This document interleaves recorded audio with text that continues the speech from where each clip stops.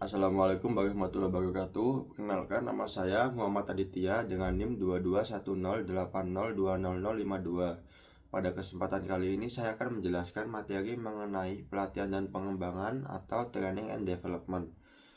Saya akan menjelaskan beberapa bagian, yaitu mengenai penjelasannya, tujuan dari training and development, tahapan, proses pelaksanaan, analisis kebutuhan, perancangan pelatihan, evaluasi, dan faktor-faktor yang mempengaruhi dari training and development.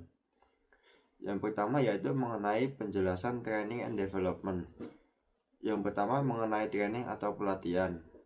Training atau pelatihan adalah proses meningkatnya keterampilan dan pengetahuan karyawan agar dapat bekerja secara efektif pada pekerjaan yang sedang dijalani.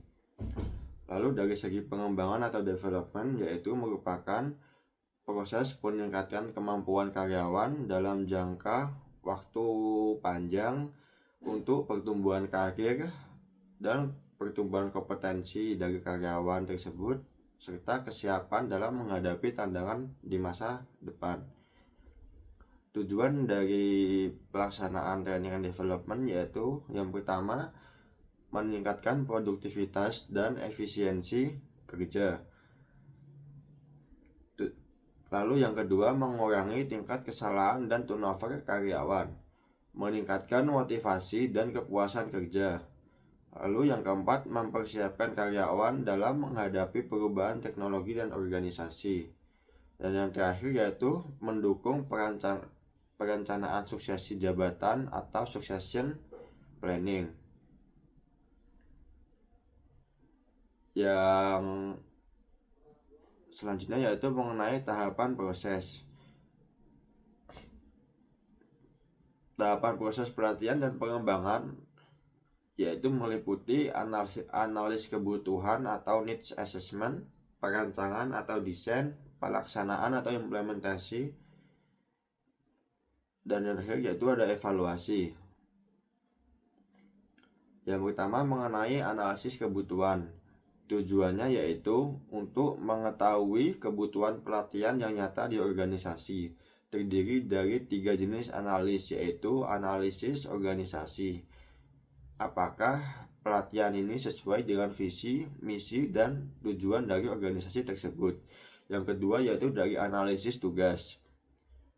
Analisis tugas menjelaskan bahwa keterampilan dan pengetahuan apa yang diperlukan dalam suatu pekerjaan. Dan yang terakhir yaitu ada analisis individu, yaitu siapa yang membutuhkan pelatihan dan mengapa mereka membutuhkan pelatihan tersebut. Selanjutnya yaitu ada perancangan pelatihan. Pada tahap ini, perusahaan perlu merancang program pelatihan yang efektif dan menarik. Langkah-langkah yang perlu dilakukan adalah yang pertama, menetapkan tujuan pembelajaran, lalu menentukan materi dan model pelatihan. Apakah pelatihan ini diisi dengan acara seminar, diskusi, simulasi, atau learning secara daring atau on the job training. Lalu menentukan instruktur dan pemateri. Pada pelatihan ini apakah akan diisi oleh pemateri ahli atau akademisi.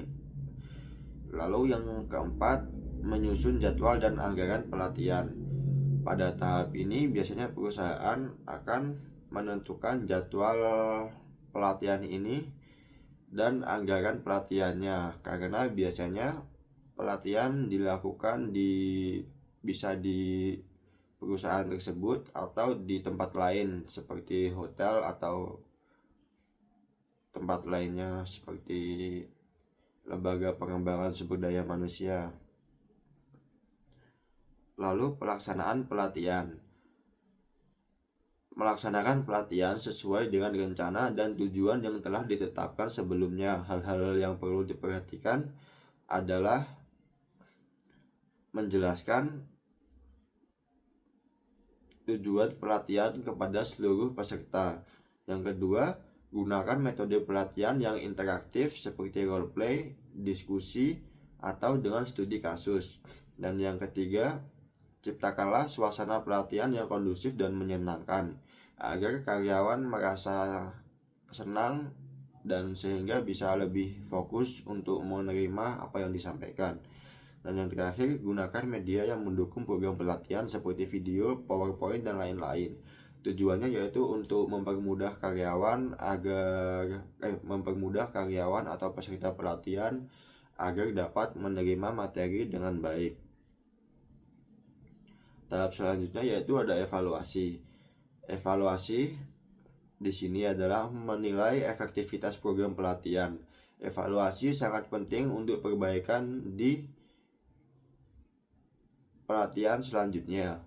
Yang pertama yaitu ada reaction. Bagaimana tanggapan peserta terhadap pelatihan yang disampaikan. Lalu ada learning. Apa yang telah dipelajari oleh peserta selama melakukan pelatihan. Dan yang ketiga ada behavior. Apakah peserta menerapkan hasil pelatihan tersebut di tempat kerja. Dan yang keempat ada research. Apakah ada peningkatan kinerja organisasi setelah karyawan melakukan pelatihan. Selanjutnya yaitu terdapat faktor-faktor yang dapat mempengaruhi keberhasilan pelatihan dan pengembangan ini. Faktor-faktor yang mempengaruhi keberhasilan pelatihan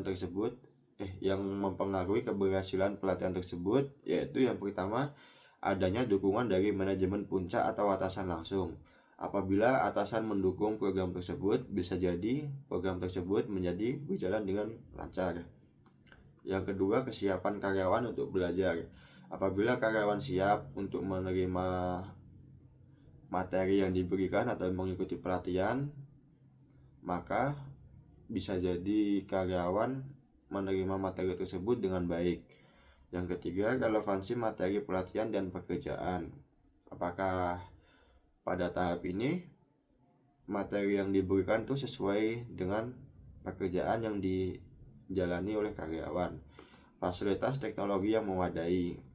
Dengan adanya fasilitas dan teknologi yang memadai, maka dapat mempermudah proses pelaksanaan pelatihan tersebut.